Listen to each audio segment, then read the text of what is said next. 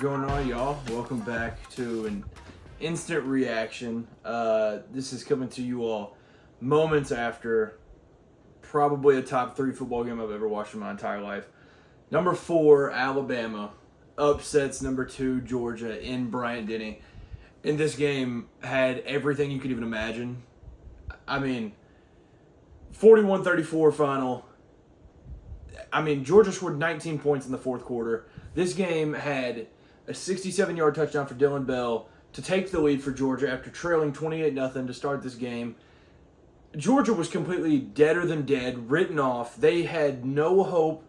People were talking if they were ever going to even have a shot at making the playoff at the end of this year. And then this happens. Nick Saban talked about it at halftime. He was like, hey, if I'm Caleb DeBoer right now, you got to keep your foot on the gas. You got to lock in. Like, this isn't a team that you can mess around with. Alabama scores 3 before their game-winning touchdown. They fooled around in the second half, but they won it when they were supposed to. Man, this game was absolutely phenomenal. Ryan Williams, he had 177 receiving yards on 6 catches and a touchdown. This game was absolute cinema. Carson Beck, 439 passing yards, 3 touchdowns. The turnovers are what did that's the reason they lost, but give the credit where it's due. 439 passing yards, 3 touchdowns. This is unreal. This game was chaos. Jalen Milroe had 117 rushing yards and let me see, what did he have? 300 and something passing? 374 passing yards and 2 touchdowns to go with it. This game had anything, if you would have stopped this game at halftime, I was going on Georgia Reddit threads and seeing just what the fan base was thinking. There was legit people saying it might be time to look for somebody other than Kirby. This dude's won 2 national titles in the last 3 years prior to this year, and people were talking about his head when it comes to the job. This is crazy. People saying time to tow Carson Beck's Lambo. All this different stuff. It was chaos. Everybody was ready to go ahead and hang up the Heisman House picture of Jalen Milroe at halftime. Everybody was ready to give the man the trophy. No point in playing the rest of the year. And then this game happened. Absolute cinema. Jalen Milroe is still insanely efficient. I think he should be number 1 in the Heisman race after this. 374 yards, 27 for 33 with 2 touchdowns. 16 carries, 117 yards, 2 touchdowns. This is unreal. Alabama, their first 4 possessions, they made this Georgia defense look like they were the Citadel. It was crazy. They did anything they wanted to. Georgia couldn't do a thing. The first interception wasn't really Carson Beck's fault. It was communication errors. I don't know what it was. Obviously, the other pick was all his fault. There should have been 2 other picks in this game, maybe 3. He threw the pick to end the game. It's a 50-50 ball. This game had everything.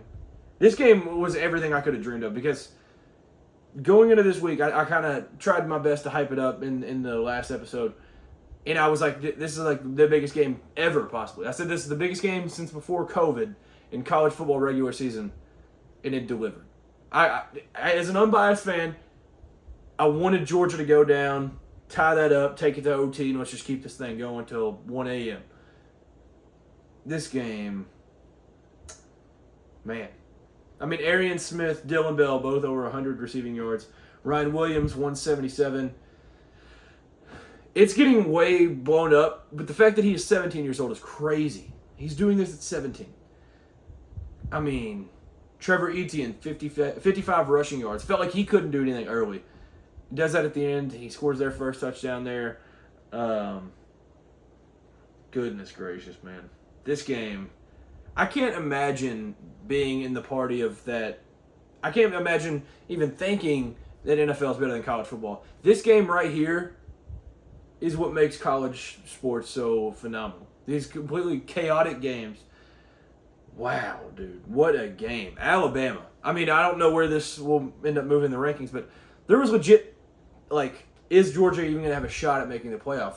Because if they're going to get blasted here, they're losing at Texas, they're losing at Ole Miss, they still got to play Tennessee. Do they have a chance to make the playoff? Down 33 to 7 at half, you got to, or no, 31. 30 to 7 because of the safety. But 30 to 7.5, you're like, oh shoot, Georgia might be on the downfall. And then they come back And it was a mix of Alabama being conservative, trying to not lose, and Georgia just staying at it, chipping away slowly, and then the big plays there at the end give them the lead. It was crazy. This game was electric. Georgia shouldn't drop past. They should swap places. That's what I think. These teams should swap places. If you look at that first half, you can be like, all right, Georgia should probably just be like 8. These teams should like just swap places and call it a day. Georgia should be 4. Ohio State should say 3. I'll get to them in a minute. I'm not going to spend too much time on their game. But it should stay like this. This is unreal. But yeah, Carson Beck, there was a little bit of like Heisman hype going into the season. I think it might be gone just because of the turnover issues, but 439 passing yards and 3 touchdowns. That's crazy. Jalen Milroe, like I said, he should probably be number 1. It should probably be Travis Hunter as well. They should kind of share that number 1 spot right now. But what a football game. What a game. Let me know in the comments what you all think about this game. Twitter was popping off. Reddit was going crazy. This game, just unreal. In Nick Saban, obviously he had Kirby's number. They had won 8 of the last 9 going into this. Now they've won 9 of the last 10. And at halftime, I was like, there must be something in that A that when Kirby sees that logo, he just can't. He just can't do it. I don't know. But yeah, I don't. If something else might pop in my head for that game, but I'll try to move on and cover some of the other games because obviously I'm a Kentucky fan. Y'all know that if you've been tuned into the channel for a while. Big Kentucky fan. And the upset of the day was my Wildcats going into Oxford, Mississippi. But I'll go in the order that ESPN's given these. So Ohio State finally plays somebody with a pulse. Their offseason is done. They beat Michigan State 38-7, which is actually super impressive because Michigan State's got a decent defense. It's on the road, first true game. Will Howard had that little injury, but they continue to roll and win 38-7 there. Number 19, Illinois at Penn State. Number 9, Penn State. In the whiteout, Illinois put up one heck of a fight. Luke Altmaier still hasn't thrown an interception. He had the fumble at the end of the game, so that's kind of the equivalent. Or no, Luke did throw an interception. In this game, it was his first of the season. I think he's at like 11 touchdowns, 1 pick now. But Penn State gets out of there 21-7. That defense was just swarming the entire night, held them scoreless for second, third, and fourth quarter. Unreal game out of this team. Penn State, dude, they're not a sleeper because everybody knows them. But like the two-headed monster in the backfield, the defense. This is a legit team that can go on a run in the playoff and possibly win a college football playoff national championship, and it wouldn't shock me. There wasn't that they had every reason to lay down in this game, and they end up battling, getting touchdowns called back, getting all this crazy stuff, all the missed kicks in this game, all the chaos, and they still roll 21-7, and they get out of there with that win. And I also want to mention it was like right before half, I think, maybe like a minute before half. It was a crazy call. I just want to mention it because it's like living rent-free in my head right now. It was like 3rd and like 1. It was to give Illinois the lead. They were in field goal range, comfortable field goal range. And they run a slant fade, little combo. And Luke Altmaier's throwing the fade. The guy slips, falls, and they flag him for intentional grounding when he was obviously throwing to a guy running that route. And they flag him for that. And so that moves them back.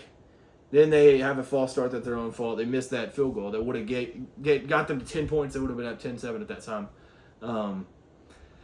Yeah, just wanted to highlight that. That was a crazy call. Horrible call. But, yeah. No, that was one heck of a game. And if you didn't believe Illinois was legit, you should now. The 21 was kind of late. It was a fourth quarter touchdown. But Penn State, dude, they're a legit team. And Illinois is a really, really good football team. And they got a big one when Michigan comes to town in a few weeks. And speaking of Michigan, the Little Brown Jug, Michigan versus Minnesota.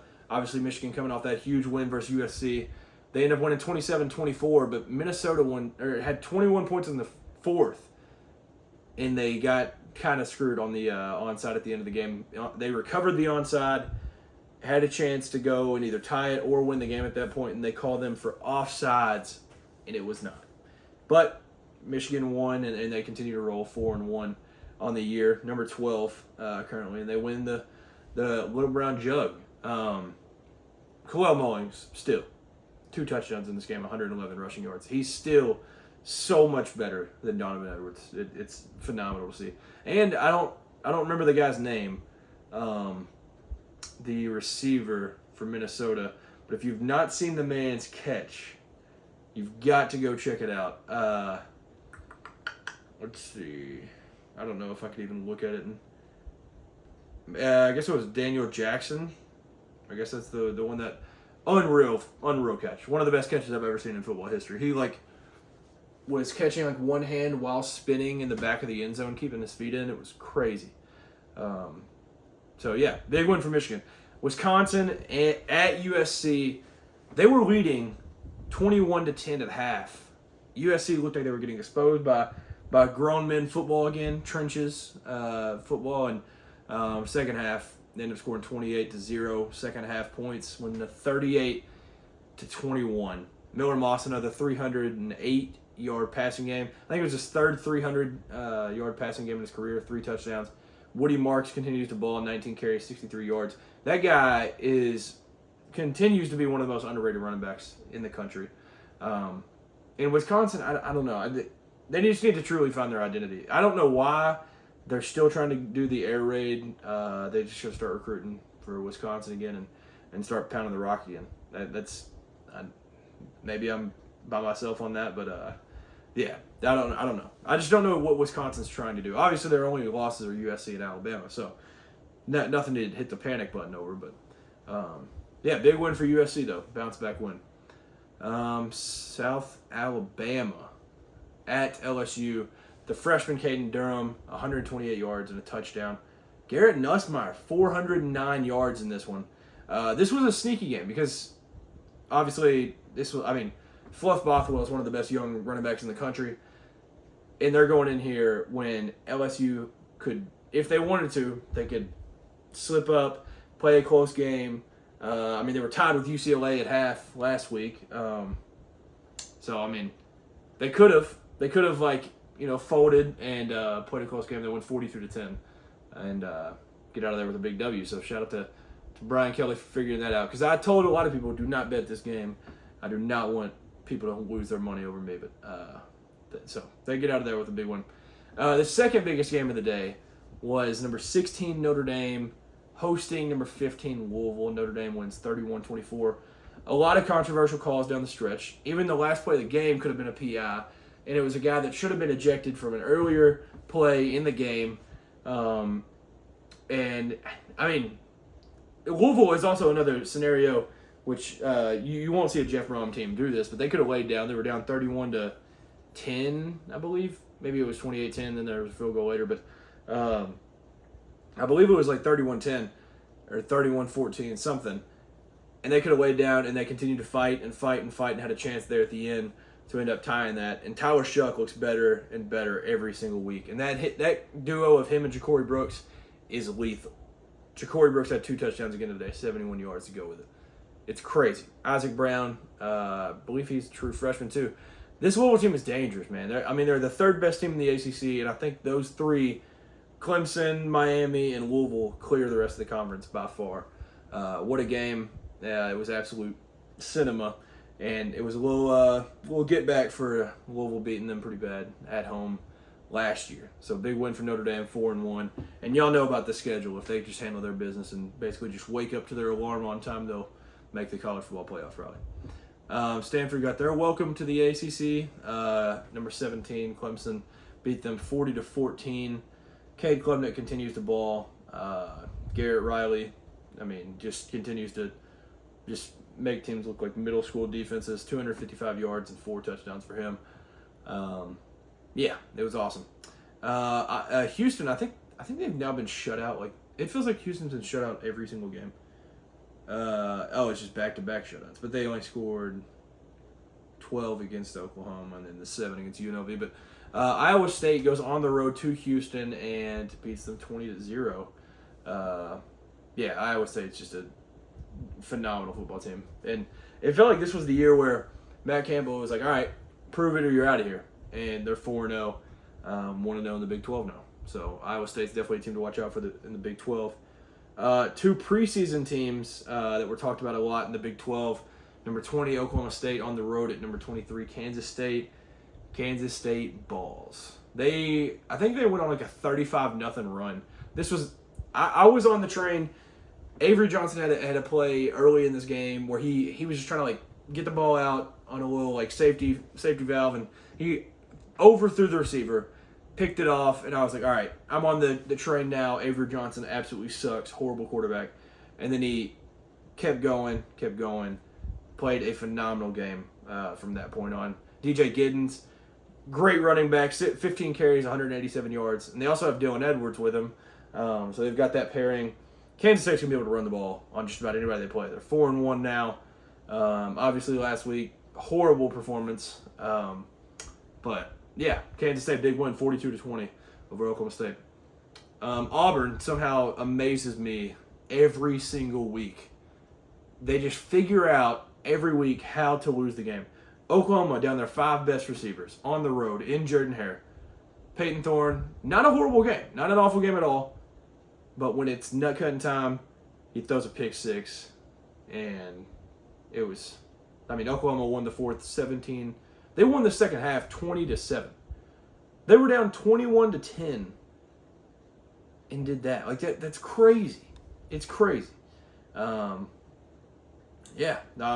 Oklahoma, they're not good. Definitely not good. But Auburn is god-awful. 2-3, 0-2 in the SEC now. And, they're going to have to ride it out with Peyton Thorne. That's their best option. I can't even imagine what was going through Hugh Freeze's mind when he threw that pick 6. Because, y'all know about Hugh Freeze's comments, so he was probably losing his mind. BYU at Baylor. A little sneaky game. It was like possibly a slip-up. BYU came out hot. I think they went up 21-0. I was tweeting about it all day during that 12 o'clock slate. They go up 21-0, I believe it was, 21-7, something like that. Baylor stays consistent. And it was literally, there was tweets, there was talks, like, I want to say even the commentators were like, who's going to be the next Baylor head coach? Dave Aranda's definitely getting fired. They come back and battle and had every opportunity towards the end there to end up tying or winning this game. They lose 34-28 to a really, really good BYU football team. The Southwest Classic, the last one in AT&T Stadium, Arkansas, Texas A&M. A&M wins 21-17. This game was just pure chaos. This was exactly what you expected out of this game. Both teams doing all they can to lose it and all they can to win it. And it was big play after big play. Big play gets called back, holding. It was just pure chaos. A&M gets out of there with a win. It's a really impressive win. Arkansas should have been undefeated going into this game. They lost that Oklahoma State game on some crazy stuff, but really impressive win for Mike Elko. I don't think there's many others I want to get on. Like I said, this is moments after the Alabama game, so there's still Washington State at Boise State. Ashton Jeanty, Heisman season, is like in full go. He's balling out right now. He had 2 of the most impressive runs all season in this game. And then Oregon at UCLA, and then Arizona at Utah is still on the screen right now. So we'll talk about those a little bit. But let me talk about my Cats, though. I wanted to hold off till the end, go on a little rant, because Kentucky, we go down to number 6 Ole Miss, biggest road win victory since 1977, first time winning in Oxford since 1978. Number 6. This is a top, in my opinion, because I don't know the 1940s and 50s of Kentucky football, this is like a top 2 or 3 win in program history. We were like a 17.5-point underdog going into this game, and this defense continues to perform. I can't even lie. With that first drive of the game, Jackson Dart did everything perfect. Ole Miss did everything perfect. They go down 7-0, and I thought there was no chance we were going to be in this game. We go into half up 10-7, and then stay the course there at the end. In the stones on Mark Stoops to go for that 4th and 7 on his own 19-yard line and get that massive play to Barryon Brown. What a game. Ole Miss, still a great football team. I don't think that's even a conversation that should be had. People were talking about how overrated Ole Miss is. Ole Miss is still going to be really solid, and I still think they make the college football playoff. They play Georgia, at LSU, and that's it. If they just split those, they could be a college football playoff team for a lock. And then the most impressive thing about this is Maxwell Harrison, probably the most important defensive player going into this game. Deion Walker's our best player, in my opinion. But Maxwell Harrison, our best corner, he's out. Our leader, he would have been on Trey Harris. Trey Harris had 176 yards and a touchdown. And he had the touchdown that gave them the lead there at the end to get them up 17-13. And then, if you all didn't watch it, the touchdown that did it for us, crazy. Gavin Wimsatt, our backup quarterback, kind of our secondary quarterback, is running the ball pops out, Josh Caddis catches it, falls in the end zone. And then they have that kicker that they had popped up the stat. He was 0 for 1 on game-winning field goals with like a certain amount of time left or something. He was 0 for 1. He butchers the second one. I think Drewski's kick on College Game Day was better than his kick. And that's how it ends. It was crazy. Pure chaos. I mean, number 6, Ole Miss goes down at home in Vaught Hemingway. A little payback from 2 years ago. And I mean, if you look at Kentucky, like we go into a bye week now, and it's not crazy to see like 8 wins. I mean, we're 3-2 right now. So there's 2 guaranteed. 2 guaranteed, in my opinion, at Tennessee, at Texas. But if you can win home versus Vanderbilt, at Florida, home versus Auburn, home versus Murray State, and home versus Louisville, you can get to 8-4. That's crazy. That's awesome. And I know like people are like, hey, if you can win on the road at number 6 Ole Miss, why can't you win at number 5 Tennessee or at Texas or whatever? Those are a little different. I think those teams are a little bit different when it comes to the level of football that they play. So yeah, this was one heck of a college football day. This day was just unreal. Let me see if I forgot to mention any others. Texas, they roll Mississippi State. Mississippi State's gonna win one more game against UMass, and that's it. Other than that, Maryland and Indiana. What a game. Dang it, I don't have it pulled up. Let me see if I can find that real quick. Indiana. I talked about them last week, and I'll probably talk about them again. What a season so far. I mean, this freaking Indiana team, Kurt Signetti, Curtis Rourke, this game was awesome. They won 42-28. Curtis Rourke threw for 359 and 3 touchdowns. Unreal. Let's see if I can find it. They're 5-0 for the first time since a certain... It was a crazy stat. 5-0 for the first time since 1967. Shout out to Indiana, baby.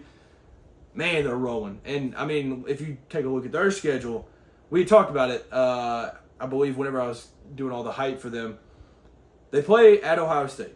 Other than that, they play Michigan at Indiana. This is a legit 11-win team. 10-2, I think you can feel comfortable saying. But, I mean, is Indiana going to make the playoffs? They might be in the playoffs. This is crazy. It's just, what a time to be alive. What a time to be alive.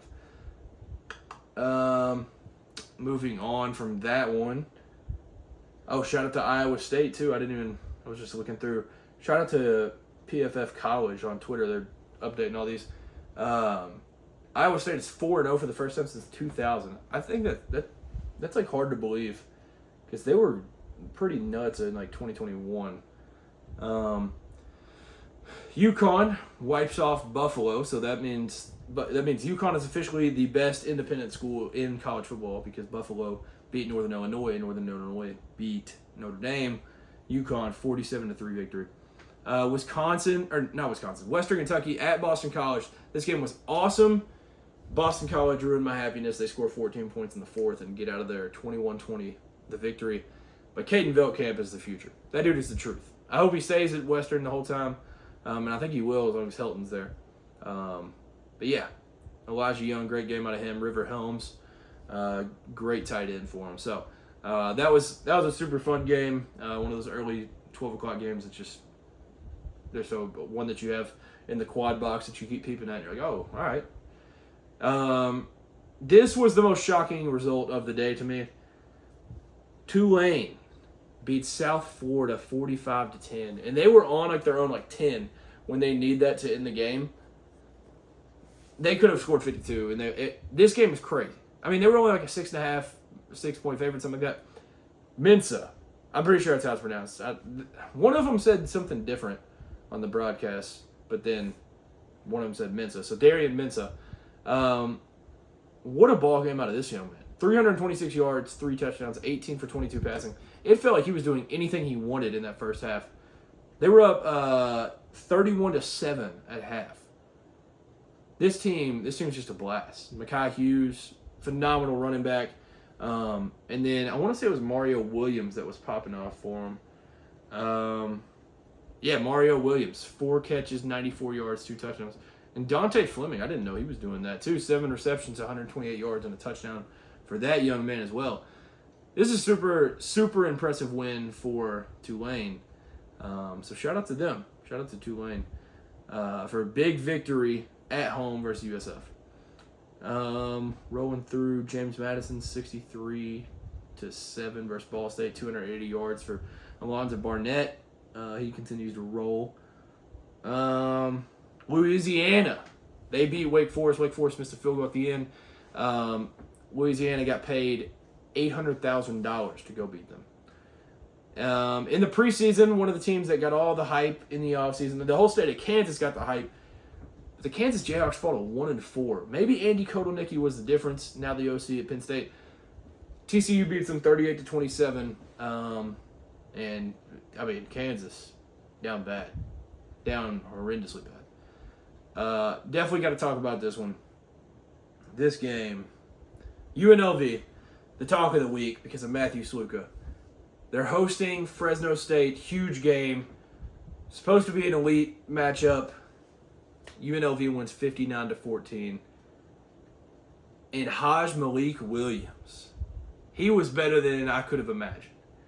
This brother, Haj Malik Williams, was, let me get these stats put up, 13 for 16, 182 yards, 3 touchdowns, and then ran it 12 times for 119 yards and a touchdown. And Ricky White, that's a Sunday guy, receiver for UNLV, 10 receptions, 127 yards, 2 touchdowns. But I think Haj Malik Williams, the team is definitely going to be all right. They'll be all right. We'll just put it that way. Moving on from them. Oh, and I also thought it was interesting. Ricky White, after the game, said, take all of that $100,000 or whatever y'all that one company was supposed to pay Matthew Sluka and give it to the O-line. So shout out to him. Navy, 41-18, win over UAB. Navy and Army, both 4-0. It's a wild time to be alive right now. And I mean, they can both also match up back-to-back weeks because if they play in the conference championship, it'd be the week before the annual Army-Navy game. So I kind of hope that's the world we live in. Sam Houston, big victory over Texas State. Texas State falls to 2-2. I mean, they scored 22 in the first quarter.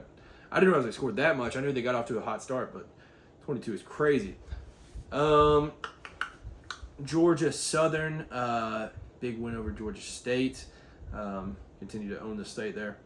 North Carolina Duke. North Carolina was up 20-0 in the third. And they lose that one 21-20. Crazy, crazy loss. And Duke is now 5-0 for the first time since 1994. So Manny Diaz getting it done in Durham. He's out there coaching his heart out, bro. I mean, Manny Diaz, I'm glad he got another shot because I felt like he wasn't dealt a great hand. Goes to be the DC at Penn State and then gets that job. And, yeah, phenomenal game. This game was also just pure chaos. It was one of those, another quad box game where I just looked over every now and then. Crazy game. Unreal football. Colorado is a 2 touchdown underdog on the road at UCF. They were getting all the hype for possibly being a team to beat in the Big 12 and being a sleeper team. man, Colorado went in there, put that whole narrative to bed. They went 48-21, and it wasn't that the scoreboard doesn't even show it there. Shedeur, 28 for 35, 290 yards, 3 touchdowns. Will Shepard, this was also kind of his coming out party, 99 yards and a touchdown for him. And then Travis Hunter, if you all hadn't seen it, Richard Sherman called his route running and his offensive game overall. He called it bland. So he came out in a shirt that said bland on it. Travis Hunter had nine catches, 89 yards, and a touchdown. And he also had one of the best picks I've ever seen in my entire life in this game and struck the Heisman pose after it. So we might be headed towards a Travis Hunter Heisman season coming soon, possibly. After that one, I don't want to spend too much time on some of these games, but Old Dominion Bowling Green. Bowling Green, Harold Fannin needs more respect. Liam Blutman from Barstool was the first person to talk about him to me. That was the first person I had heard. He had 12 catches, 188 yards, 2 touchdowns. He was also a big part of why Bowling Green hung in there at Penn State and at A&M. So shout out to Harold Fannin. Crazy tight end. Florida State falls to 1-4. I ended up turning this one off in the second half. This one got ugly. 42-16. SMU beats them at home. Texas Tech wins 44-41. I turned this one off too when Texas Tech went up 2 touchdowns there at the end. And it was all-time announcer jinx in this one. Brendan Sorsby. Gosh, I can't talk right now. It's way too late. He had not thrown a pick the entire year. Announcer jinx. He says he has not thrown a pick the entire year. The very, very, very next play, pick 6 from Brendan Sorsby. It's crazy. Crazy announcer jinx. Crazy word from him. Wyoming, one of the hardest teams to watch in college football right now, gets a first win of the season over Air Force, 31-19. What a ball game there. I'm not going to spend a lot of time on these games for Friday. Just want to say the score. Miami 38, Virginia Tech 34. I wanted Miami to win this game. Virginia Tech got screwed. Virginia Tech caught that ball, scored the touchdown. Virginia Tech won that game. But Cam Ward, that second half from him, unreal. I mean, Cam Ward, that was a Heisman second half. He had Heisman moments in that second half. There was the one, he gets out of the sack, and he does a legit chest pass to the tight end, I think it was. It was crazy. He had the rushing touchdown late. Unreal game from him. And a big win from Miami. And then Rutgers. The Rutgers Scarlet Knights, baby. They are 4-0 for the first time since 2012. And if they're not ranked this week, I'll be pretty upset. That team deserves to be ranked. They beat Washington 21-18. And this was just a phenomenal game. I honestly thought Rutgers was going to pull away and end up winning this one by a lot, but Rutgers, big win, 21-18 right there. The team from Piscataway getting it done.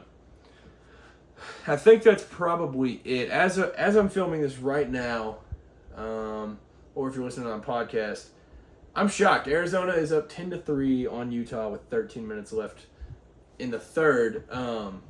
This comes after the controversial and kind of dirty ending from Arizona last year. And this also puts the Rice Eccles winning streak on the line. Utah hasn't lost a home game in years. So this would be a shocking upset in Salt Lake. And then Washington State, John Mateer, I had him in my top 10 of the Heisman race, and so did Ashton Jeanty. I mean, that guy, Ashton Jeanty's not human. Boise State leads them 17-10 with 3 minutes left in the third, and then Oregon up 25-3 against UCLA with 2 minutes left in the second. So yeah, that's kind of an update on those games. I think that's really all for those games right now. I'm really just blown away. Mentioning the Heisman list and all that just got me thinking, you've probably seen it on Instagram. You've seen it, people talk about it. I've talked about it before. The year of the freshman is crazier every single week. So you get Jeremiah Smith, who, if you didn't see his catches from tonight's game, go look him up. Jeremiah Smith, Ohio State. Ryan Williams, Alabama. You get those two, but there's also a receiver in the same conference as Ryan Williams that's graded higher than both of them, and Ryan Wingo. All three true freshmen. Cam Coleman is an elite receiver as a true freshman. Dylan Stewart, Colin Simmons, both elite edge rushers, true freshmen. Dylan Raiola, true freshman. Isaac Brown, that I mentioned, is a true freshman. Like this is the year of the freshmen. It's crazy. Who am I missing? I feel like I'm missing a big name too. I don't know, but that's just a few of them. Like this freshman class is crazy. I don't understand what is happening. I don't know what was in the water for this class, but this is freshman class is just unreal. We get to exist at the same time as Jeremiah Smith and Ryan Williams. Those guys are just true playmakers. But I guess that'll do it for this episode. I just wanted to hop in, do a little reactionary, and I'll definitely talk about my Kentucky Wildcats win. What a massive win. I mean, I can't even express my happiness. I'm still on cloud nine, and my mind is going a million miles a minute. It's crazy. We won at number 6 Ole Miss. Like, Myron Metcalf from ESPN, he put out winning at number 6 Ole Miss that was undefeated and playing Georgia to a 1-point loss sounds like the recipe for a playoff contender. I didn't say it, Myron did. I'm just going to leave that there. So you all leave a comment and let me know what you think about that. But, dude, this team, I mentioned 8-4 is on the table. You gotta handle business in a lot of games. I mean, hopefully South Carolina was kind of the stinker because we usually drop a stinker later in the year or something. But yeah, this team, man, against all odds, without Maxwell, without Chip Trainum still, our starting running back. What a victory. What a W for the Cats. Number 6, Ole Miss goes down. Number 4, Alabama. Number 2, Georgia, playing one of the best football games to ever be played on the gridiron. College football is the absolute best. Y'all enjoy your Sunday. Enjoy the week. And peace.